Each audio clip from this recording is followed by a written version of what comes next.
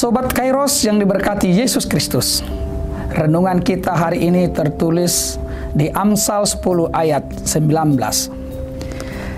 Di dalam banyak bicara pasti ada pelanggaran, tetapi siapa yang menahan bibirnya berakal budi.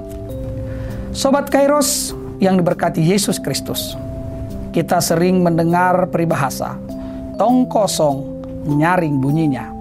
Peribahasa ini mengungkapkan sifat orang yang sering berkata-kata atau banyak bicara, tetapi dia tidak mampu melakukan apa yang diucapkannya. Atau boleh dikatakan, apa yang diucapkannya tidak sesuai dengan apa yang dilakukannya. Dia berkata bohong atau berbicara yang tidak benar. Saya pernah mendengar ucapan seorang laki-laki yang berkata, jika ada beberapa orang berkumpul atau merumpi, 15 menit pertama mereka masih berbicara tentang hal-hal yang positif atau yang baik.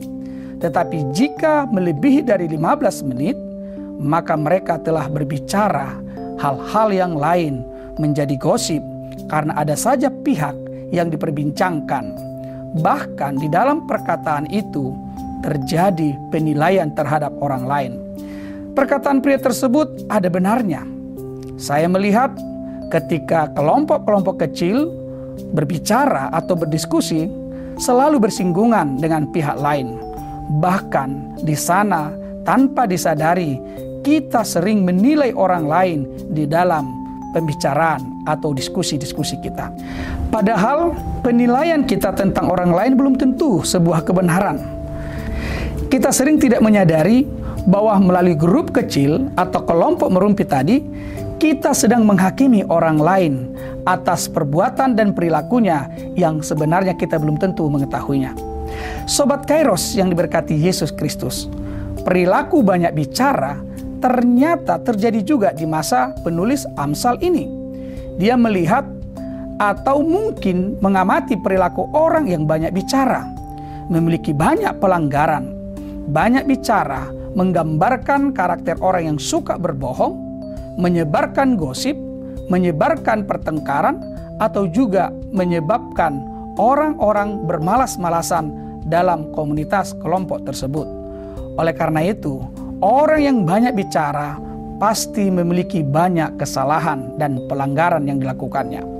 Tuhan juga tidak senang melihat orang yang banyak bicara, apalagi yang dibicarakannya belum tentu sebuah kebenaran atau berita bohong yang kita sering sebut dengan berita hoax.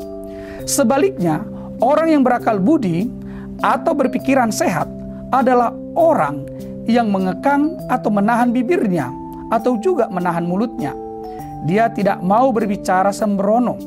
Orang yang berakal budi selalu memiliki kata yang tepat dan mengucapkannya kepada orang yang tepat dan di waktu yang tepat.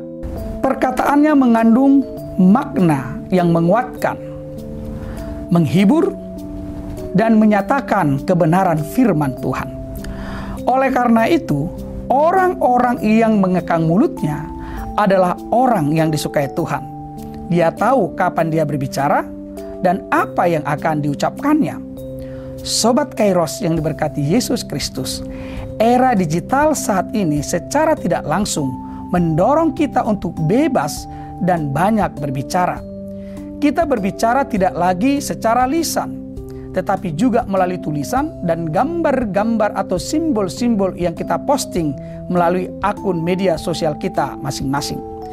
Namun, nas ini mengingatkan kita agar di dalam kebebasan berbicara, kita mampu mengekang bibir kita sehingga tidak melakukan pelanggaran. Kita perlu berpikir dulu sebelum kita berbicara. Orang yang mengekang bibirnya adalah orang yang berakal budi. Marilah kita menahan bibir kita jika hal itu untuk memberitakan kabar bohong dan menyakiti perasaan orang lain. Amin. Selamat beraktivitas dengan tetap menjaga kesehatan kita masing-masing. Tuhan Yesus memberkati.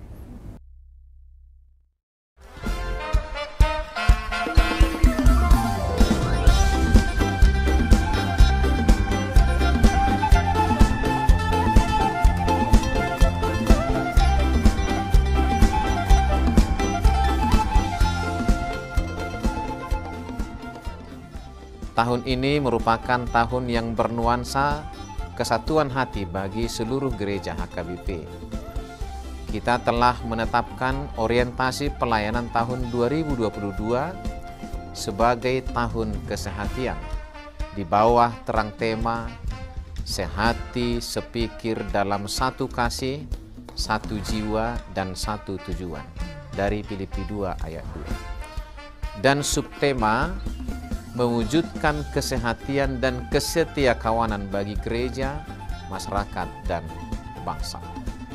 Panitia Tahun Kesehatian HKBP Distrik 8 DKI Jakarta telah ditetapkan menjadi organ pelayanan dalam mewujudkan persekutuan, kesaksian, dan pelayanan yang semuanya diikat dalam satu kasih, satu jiwa, dan satu tujuan.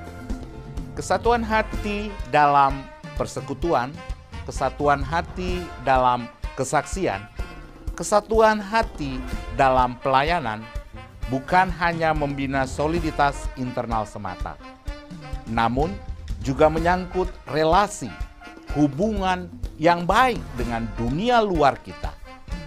Maka untuk mewujudkan kesehatian yang nyata dalam kehidupan warga gereja, Panitia Tahun Kesehatian HKBP Distrik 8 DKI Jakarta berkomitmen untuk berkarya dalam program-program kreatif dan relevan dan bernilai tinggi untuk menguatkan visi dan misi kerajaan Allah di dunia ini. Kami mengajak seluruh elemen gereja, baik pelayan penuh waktu, pelayan takbisan dan non-takbisan, serta seluruh jemaat dan para pemerhati lintas denominasi, mari bersama-sama mendukung dan mensukseskan seluruh program-program pelayanan yang telah ditetapkan, baik dalam doa, daya, dan dana. Semuanya akan menjadi persembahan yang hidup bagi Tuhan untuk memperkokoh persatuan yang hidup dan saling melayani di tengah kehidupan yang penuh dinamika ini. Marilah saling mendoakan, saling menopang, serta bertolong-tolonganlah menanggung bebanmu. Demikianlah kamu memenuhi hukum Kristus. Horas, horas, horas.